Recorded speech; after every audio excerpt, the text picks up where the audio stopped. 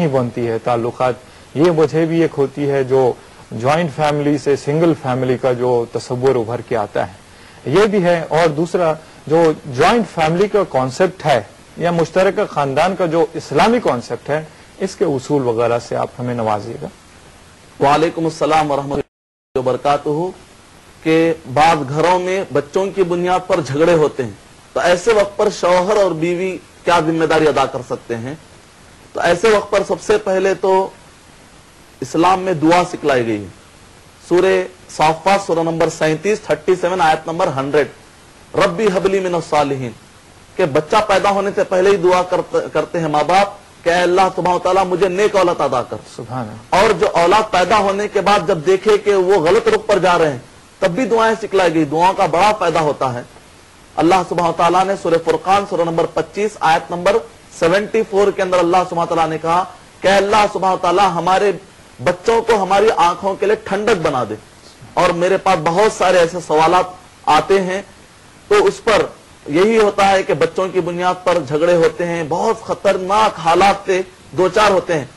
जब मैंने उनको ये दुआ दी तो अल्हम्दुलिल्लाह इस दुआ का इतना असर पड़ा। सूरह फुरकान सूरा नंबर 25 आयत नंबर 74, पानी में फूंक कर थूके छींटे पानी में गिरना चाहिए, बच्चों को आप पिला दीजिए। दुआ एक बार दोहरा दीजिएगा। रब्बना हबलना मिन अज़वाजिना व दुर्रियातिना कुर्रता आयुनि वजअलना लिलमुत्तकीना इमामा। सूरह फुरकान सूरा नंबर 25 आयत नंबर 74, इसको आप पढ़कर पानी में फूकिए और बच्चों को पिला दीजिए। और इसी तरीके से अगर शौहर देख रहा हो कि बीवी अंडरस्टैंडिंग में नहीं आ रही है, यह दुआ उसके लिए भी काम आएगी। या बीवी देख रही है कि शौहर अंडरस्टैंडिंग में नहीं है, तो ऐसे वक्त पर यह दुआ इन सबके लिए काम आएगी। ये तीन अगर जो खानदान के बेसिक कंपोनेंट जिसको कहा जाता है, अगर ये दुरुस्त हो जाएंगे तो पूरे खानदान में इसके अच्छे असर पड़ेंगे इंशाअल्लाह। और जहां तक जॉइंट फैमिली के उसूल और ज़ाब्ते हैं, मुख्तसर तरीके से असल तो यह है कि शौहर को चाहिए कि बीवी को एक अलग घर लेकर रखे। जॉइंट फैमिली एक ही घर में पूरों को रखने से बहुत सारे इस्लामी मसाइल पैदा होते हैं, तो उसूल एतबार से अलग रह सकते हैं तो बेहतर है, लेकिन उसके लिए शर्तें हैं। सबसे पहले तो ये कि मर्द के पास इतनी कैपेसिटी होनी चाहिए माली एतबार से कि वो अलग रख सके। अगर नहीं है तो ऐसे वक्त पर बीवी को चाहिए कि वो कॉपरेट करे, मदद करे अपने शौहर की, जबरदस्ती ना करे। दूसरी बात यह है कि उस लड़के की माँ बाप को इतनी खास जरूरत ना हो। और भी भाई है जो कि माँ बाप को देखते हो, कभी होता है कि माँ बाप बहुत ज्यादा बीमार होते हैं, तो ऐसे वक्त पर बीवी को चाहिए कि वो कुर्बानी दे। करीब रहने में फायदा ये होगा कि बहुत सारे लड़का अपने वालिदैन के हुकूक भी अदा कर सकता है। इस पर हम मजीद बात। हेलो हेलो जी, मैं जफर सिद्दीकी बोल रहा हूँ। जमा सिद्दीकी साहब, अस्सलाम वालेकुम वरहमतुल्लाहि वबरकातुहू। वालेकुम अस्सलाम वरहमतुल्लाहि वबरकातुहू। जफर सिद्दीकी साहब कहाँ से बोल रहे हैं? मैं ऋषिकेश देहरादून से बोल रहा था। जी फरमाइए, क्या सवाल है आपका? मैं ये करना है, मैं अपनी बेटी के रिश्ते के लिए क्या बैंक के में मुलाजिम आदमी को कंसीडर कर सकता हूँ?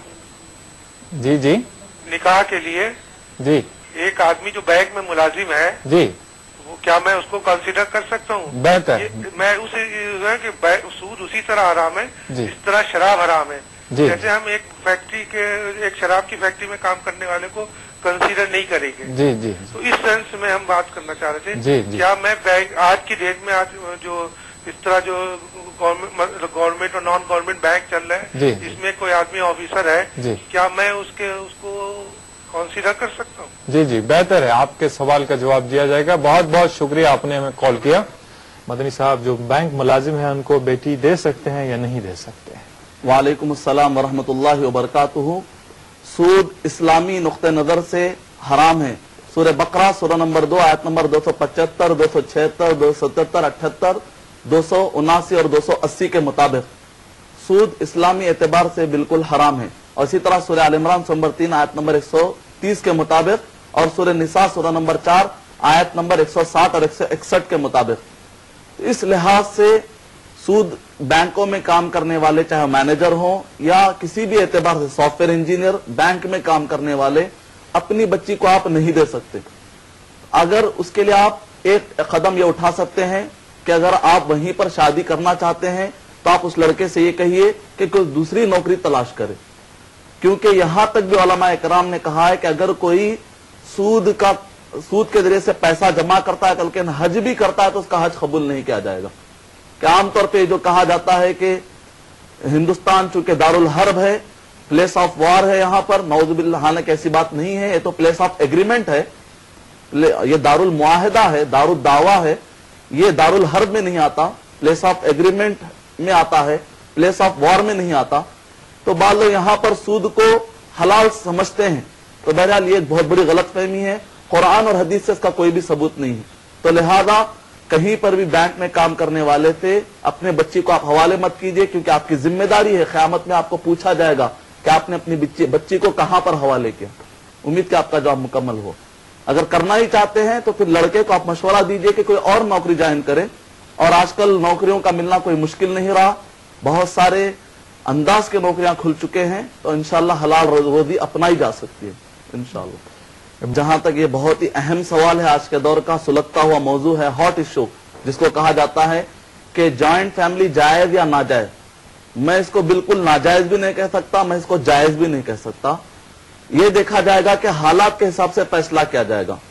ऐसे वक्त पे जबकि अगर वहां पर देवर मौजूद हो, पर्दे की पाबंदी नहीं हो रही हो, एक घर के अंदर, घर बिल्कुल छोटा है और शौहर के पास इम्कान भी मौजूद है कि वो अलग घर ले सकता है, तो इतना करीब घर लेगा कि जहां से वो अपने माँ बाप के घर भी करीब पड़े और अपनी बीवी के साथ जहां पर रहता है वो घर दोनों बिल्कुल करीब होना चाहिए।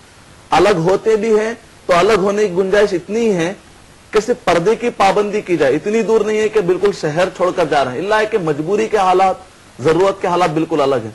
जबकि माँ बाप जरूरतमंद हो, उस लड़के के बीमार हो, बूढ़े हो, तो ऐसे वक्त पर लड़के की जिम्मेदारी है कि माँ बाप का भी ख्याल करे और बीवी का भी ख्याल करे। अब चूंकि वहां पर पर्दे के मसले आ रहे हैं, घर में देवर है, जेठ है, इस वजह से उसको अलग किया जा रहा है। अलग का मतलब यह नहीं होता कि इख्तिलाफात की बुनियाद पर अलग किया जा रहा है।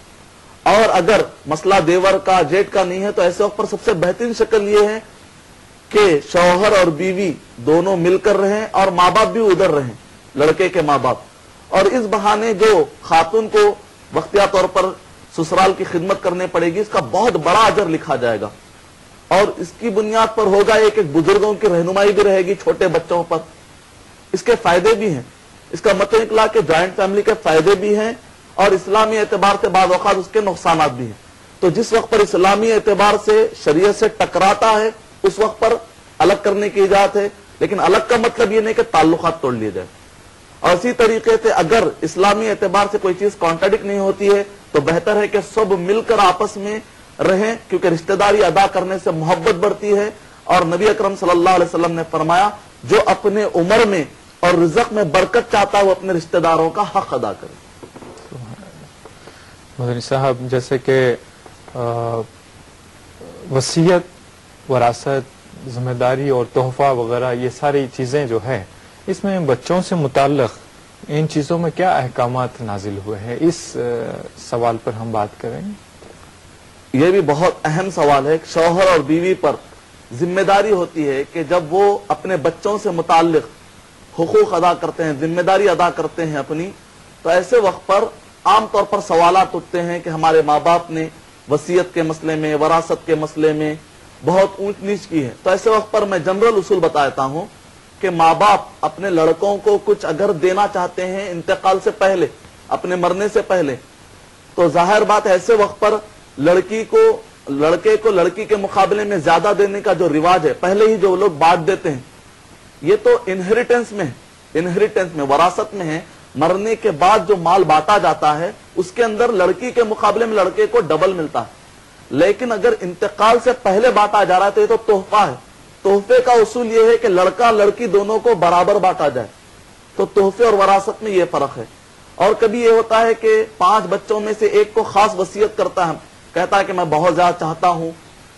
हदीस शरीफ में ला वसीयत ली वारिसिन, जो वारिस होगा, जो तरका में हिस्सा पाएगा, उसके लिए वसीयत करना फिर अलग से जायज नहीं है। वसीयत तो उसके लिए है जिसको तरके में हिस्सा नहीं मिलता।